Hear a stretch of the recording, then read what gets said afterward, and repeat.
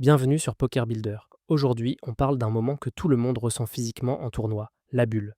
Ce moment juste avant les places payées, où les gens commencent à compter les tapis, regarder le classement et jouer plus petit que d'habitude. Le titre de l'épisode, Bulle de tournoi, mettre la pression sans te suicider.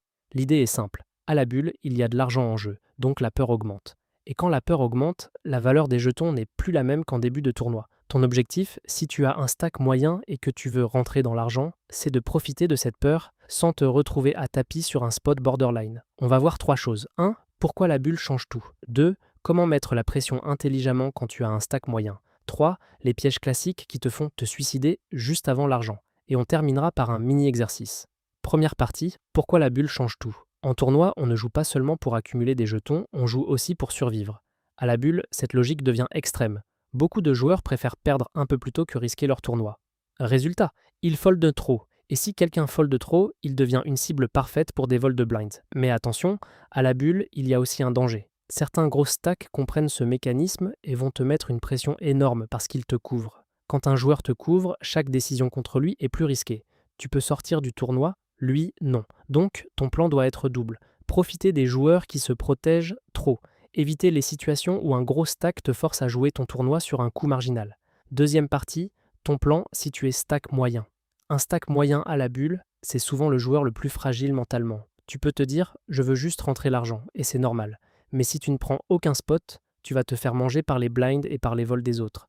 La bonne stratégie, c'est une agressivité ciblée. Point numéro 1, voler plus en late position. Late position, ça veut dire surtout le cut-off, le bouton, et parfois le hijack selon la table. Pourquoi là? Parce que tu as plus d'informations. Il y a moins de joueurs à parler derrière toi, donc moins de chances qu'on te joue une grosse action. À la bulle, les profils idéaux à voler sont les joueurs serrés qui ont un stack moyen ou petit et veulent absolument passer la bulle, les joueurs passifs qui n'aiment pas défendre leur blind, les joueurs qui ont montré des folds répétitifs ou qui tank fold souvent, et les profils moins bons à attaquer, les gros stacks agressifs qui te couvrent, les joueurs short stack très courts qui vont push ou fold et peuvent te revenir dessus avec un all-in. Les joueurs qui défendent beaucoup en big blind. Concrètement, ça veut dire quoi? Voler plus? Ça veut dire ouvrir plus de mains que d'habitude au bouton mais sans devenir fou. Tu gardes un plan. Tu voles surtout quand les blinds sont des gens qui ne veulent pas d'ennui. Exemple simple, tu es au bouton. Les blinds sont deux joueurs serrés, stack moyen, qui ont l'air de vouloir juste atteindre l'argent. Tout le monde fold jusqu'à toi.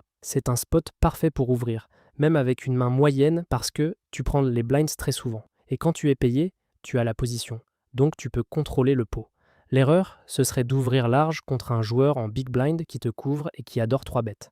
Là, tu vas ouvrir et te faire pousser dans des décisions difficiles.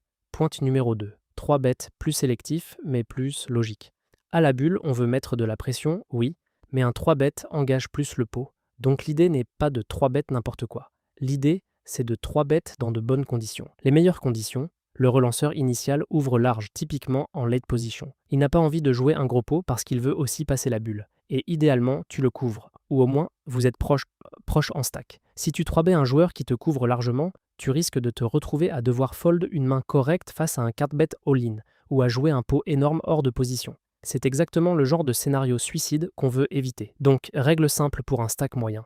3 bêtes plus souvent contre les stacks qui ont peur. 3 bêtes moins contre les gros stacks qui peuvent te punir. Et dans le doute, privilégie la position. 3 bêtes plutôt en étant au bouton ou au cut-off, plutôt que depuis les blinds. Point numéro 3, éviter les calls marginaux. C'est probablement le point le plus important de l'épisode. À la bulle, beaucoup de joueurs se sentent obligés de payer un all-in avec une main qu'ils trouvent pas si mal. Par exemple, une petite paire, un as faible, un roi mal accompagné, et ils se disent « il chauffe large, je dois payer ». Sauf que non. À la bulle, ton tournoi a de la valeur. Un call qui serait correct en début de tournoi peut devenir mauvais, parce que perdre le coup te fait sortir à 0 alors qu'il suffit parfois de quelques orbites pour rentrer l'argent.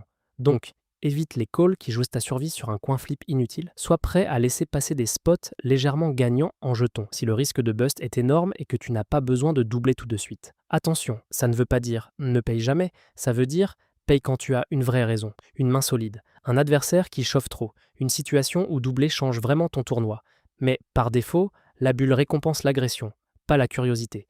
Relancer, c'est prendre le coup sans showdown. Caler, c'est souvent accepter de jouer ton tournoi sur une équité. Troisième partie, les pièges qui te font te suicider à la bulle. Piège numéro 1, l'ego. Tu te fais voler 2 fois, tu te sens attaqué, tu veux montrer que tu ne te laisses pas faire, et tu commences à défendre trop large, à 3 bêtes un peu énervé, à payer pour voir, À la bulle, l'ego coûte cher. Ta réponse n'est pas émotionnelle, elle est stratégique. Tu choisis tes spots. Piège numéro 2, ce level contre les gros stacks. Le gros stack te met la pression et tu te dis, il abuse, je vais le jouer. Mais si ce joueur te couvre, chaque confrontation avec lui te met en danger maximum. La meilleure adaptation, c'est souvent de l'éviter et d'aller chercher des jetons ailleurs sur des gens qui ne peuvent pas te mettre à tapis facilement. Piège numéro 3, le call automatique parce que j'ai déjà mis des jetons.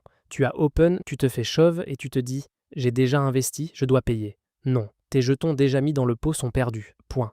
La seule question, est-ce que payer maintenant est bon pour ton tournoi? Mini-exercice, qui c'est la meilleure cible à la bulle et pourquoi? Je te donne 3 profils. Tu es au bouton, stack moyen. Il reste 2 joueurs à parler derrière toi, small blind et big blind. Profil A, small blind, gros stack agressif, te couvre largement et a déjà 3 bêtes plusieurs fois. Profil B, big blind, joueur serré, stack moyen, il a beaucoup fold, c'est blind, il regarde souvent le lobby et semble vouloir absolument atteindre l'argent. Profil C. Big blind, short stack, très court, en mode push or fold. Question, qui c'est la meilleure cible et pourquoi? Réfléchis quelques secondes. La réponse la plus logique, le profil B. Pourquoi? Parce qu'il a le mélange parfait. Il est susceptible de trop folder. Et il n'a pas la capacité de te mettre une pression énorme post-flop avec un stack qui te couvre de loin. Tu as donc un spot où ton ouverture au bouton a une forte chance de gagner immédiatement. Le profil A est dangereux. Il te couvre et peut te jouer un coup qui met fin à ton tournoi. Le profil C peut revenir dessus en all-in et te forcer à prendre une décision de call plus marginale que tu ne le voudrais. Conclusion. La bulle, c'est une période où l'argent crée des erreurs. Ton job, c'est de punir les folds excessifs, surtout en late position, en choisissant bien tes cibles. Agresse plus, oui, mais intelligemment. Privilégie les joueurs qui n'aiment pas risquer leur tournoi, évite les gros stacks qui te couvrent, et surtout, coupe les calls marginaux qui transforment ton tournoi en pile ou face. Si tu veux structurer ton jeu de tournoi et progresser plus vite, va faire un tour sur pokerbuilder.com. C'est une plateforme tout en un pour joueurs de poker. Tu peux y retrouver des contenus pédagogiques, des outils et une approche claire pour construire ton niveau étape par étape. On se retrouve dans le prochain épisode de Poker Builder.